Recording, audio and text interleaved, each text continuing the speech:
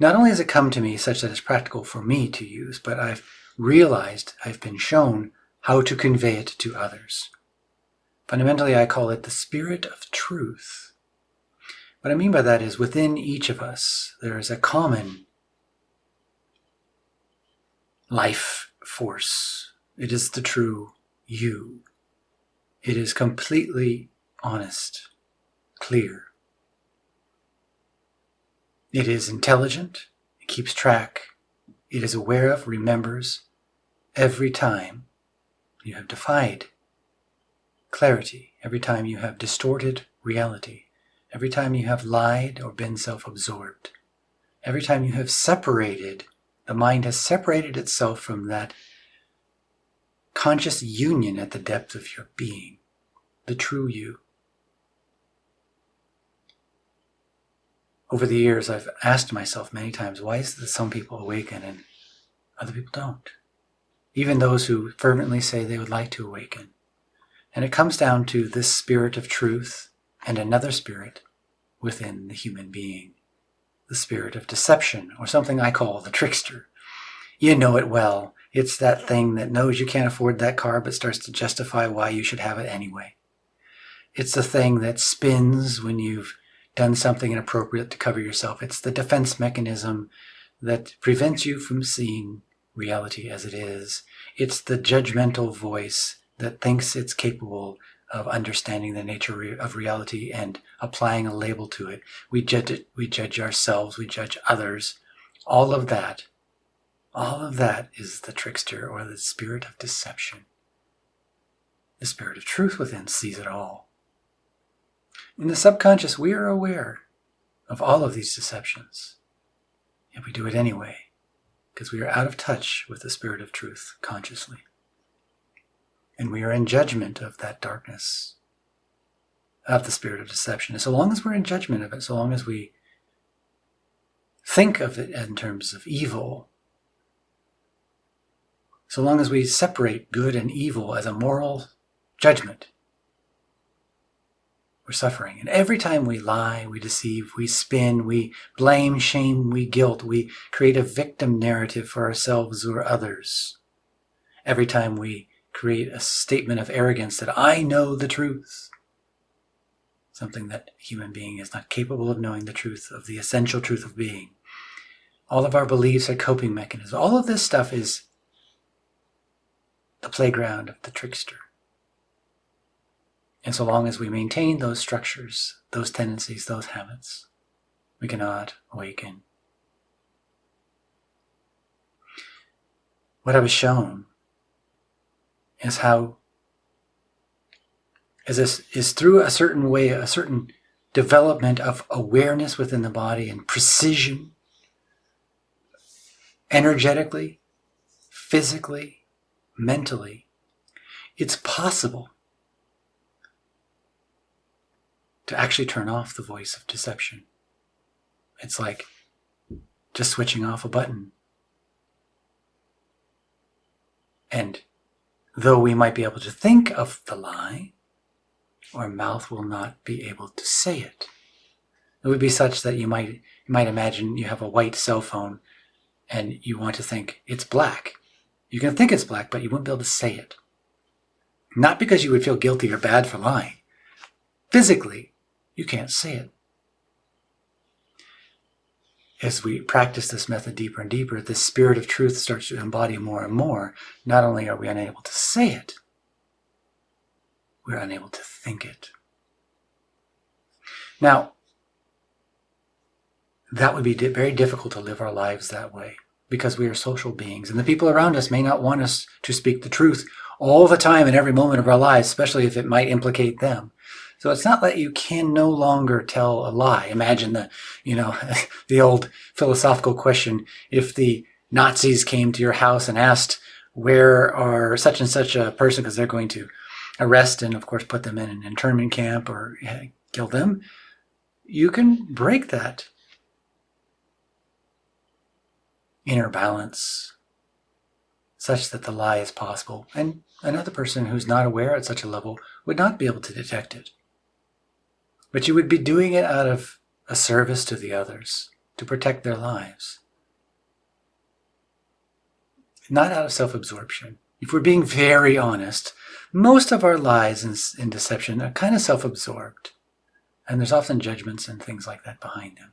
Now, if what I have said to you already doesn't calculate into your mind as being maybe the most important spiritual discovery ever, or certainly in known human history, maybe you're not awakening because maybe you've not been paying attention to the deceptions of your mind. Maybe you might think, I'm a very honest person. And maybe you have some pride in that fact. That pride, there's the trickster. Yes, you may be obvious, and you may feel bad, very bad whenever you tell a lie. And so that feeling of bad might prevent you from telling the obvious lies. But that feeling of bad is a kind of judgment, is it not a moral judgment? I'm a bad person. Liars are bad people. They're liars, and I'm not a liar. I'm a good person.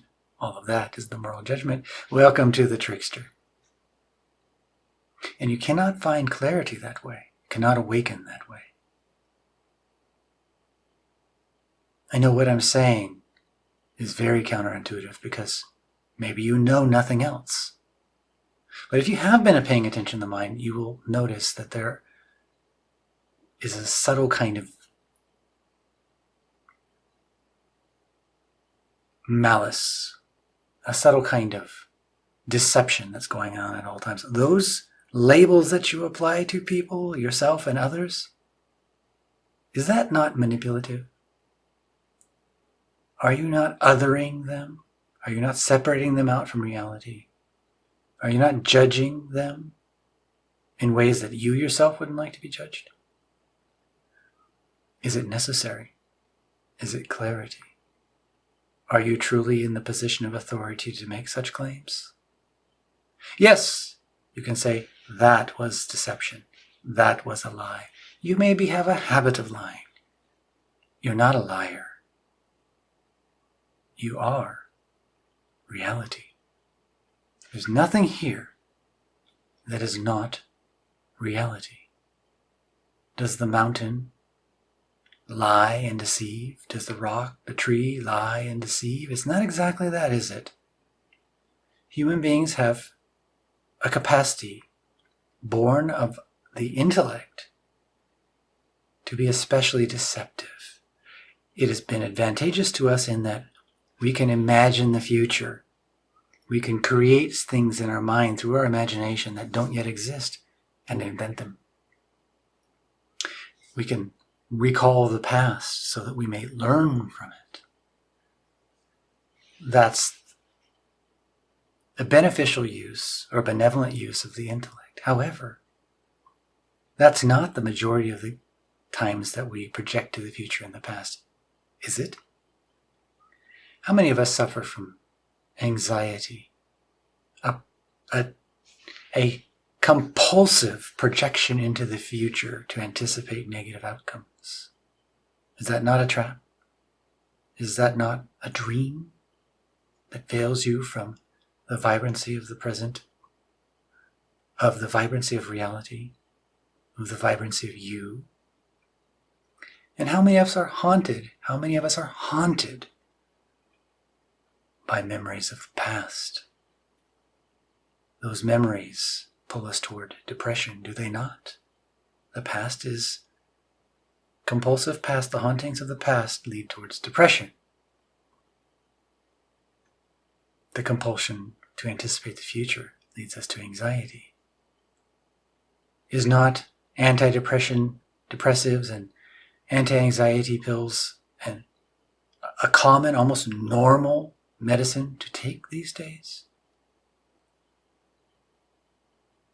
Virtually no one, almost no one, actually is living centered in the present, perceiving reality through the spirit of truth. It's not that doing so means you cannot access memories. They're still there. It's just that they're no longer haunting us. We can make use of them for learning. We can still project to the future to invent. We're just no longer compulsively pulled to it out of a neurotic fear. How would it be to live that way? That's what it means to awaken. Many people have experiences, mystical experiences that they call awakenings. And in that moment, maybe they feel totally clear and present and vibrant in reality. Maybe their identity is sort of gone behind or become silent. But do we not soon forget those experiences? Yes, we remember them intellectually, but our mind starts to normalize and go right back into the pattern of deception, right back into the pattern of labeling and judging, right back into the pattern of future compulsive anticipation, past hauntings. Does it not? Why is that? It's because each time we've defied the spirit of truth, and we began doing that when we were about 2 years old. Each time we do that, it's like drinking a little bit of poison. Within the nervous system, something starts to wither.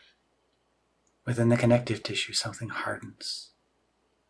The neurology starts to contort and distort such that it gets easier and easier to blame, shame, guilt, play victim roles, play arrogant roles, the pride, to deny reality, to self-measure, I'm great or I'm worthless. Each time that we do it, it's easier to label others and ourselves and judge the universe. Each time that we do this, further and further are we veiled, is the mind veiled from the spirit of truth that's at the core of our being. It's like electricity that's ungrounded. It's highly excitable and very dangerous.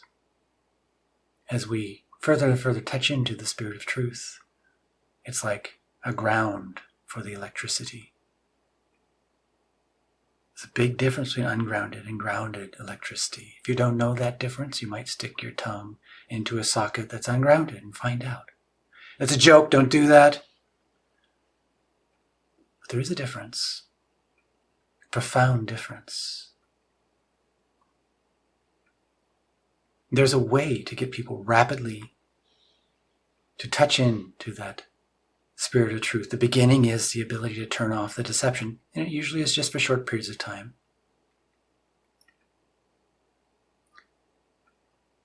There's a way to make people conscious of the psychic debt that is within them, like oceans of it. If we tap into that spirit of truth, we begin to transform that psychic debt to become clear. And in the process, something really incredible happens. Our bodies may start to heal.